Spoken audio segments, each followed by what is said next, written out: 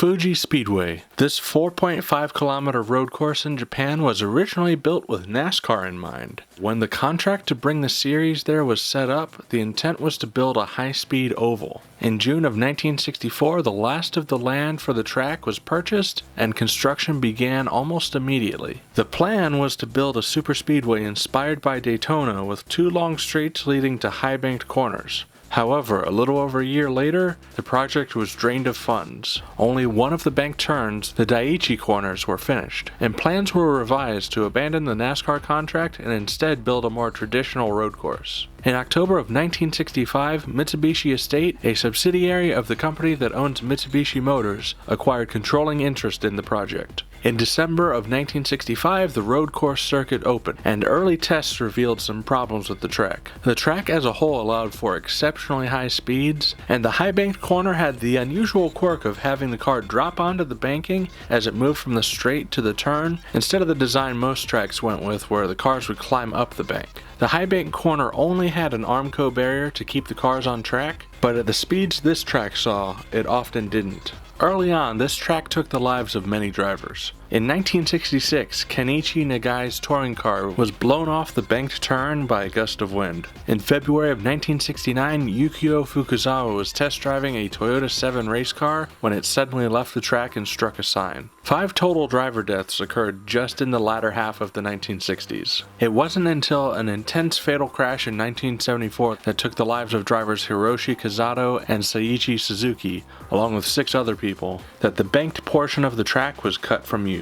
A downhill hairpin was built at the end of the straight, bypassing the Daiichi banked corner, which was never used again. Things started to look up for Fuji Speedway when it secured a Formula One event, the 1976 Japanese F1 Grand Prix. The race had many weather delays, but ended up being a very exciting finale to the F1 season, with McLaren driver James Hunt fighting his way back from a tire puncture to finish 3rd, securing the championship. While it seemed that the track may have found its stride, the following year there was an accident where a car collided with a group of race officials and photographers, 2 of which were killed. F1 did not return the following year.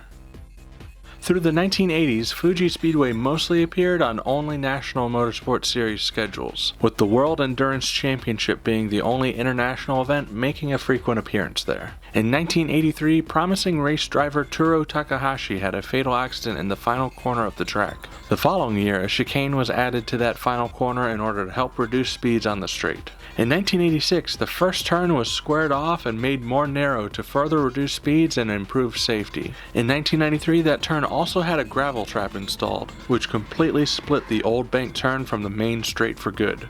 Big changes for the circuit began in October of 2000. Toyota completed its buyout of the circuit and announced plans to bring it up to modern Formula One standards. In 2003, the track was closed for renovation.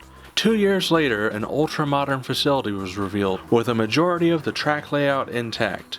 The final section of the track was altered the most, turning a sweeping long turn into a low-speed section, giving the track many more slow corners. In 2007, Formula One made a long-awaited return to Fuji Speedway, but the Japanese Grand Prix would return to Suzuka in 2009, with plans to go to Fuji every other year. With the global recession even hitting Toyota, the world's largest automaker at the time, the company pulled out of all Formula One obligations, and to this day Formula One has not returned. Once again, Fuji Speedway would return to being a track of national importance, stepping down from the ranks of the big international event racetracks. Today, Fuji Speedway is one of the few top-level international tracks to host drifting events, with D1 typically having at least one event there per season. It also hosts the popular Toyota Motorsport Festival and Nismo Festival. As of 2019, Fuji Speedway has hosted 4 F1 events, Super GT, Le Mans, D1, Super Formula, and many other forms of motorsport. It is one of the most popular racetracks in Japan and has appeared in many video games, including many iterations of Gran Turismo. The footage you're watching now is from Gran Turismo Sport. So, what do you think of Fuji Speedway? Should Formula One return? What racing series would you like to see there? Do you prefer the original layout, the current layout, or one of the transitional phases in between? Let me know in the comments below, as well as what track you would like to see in the next racetrack profile. Thanks for watching. I hope to see you in the next Car Simplified video.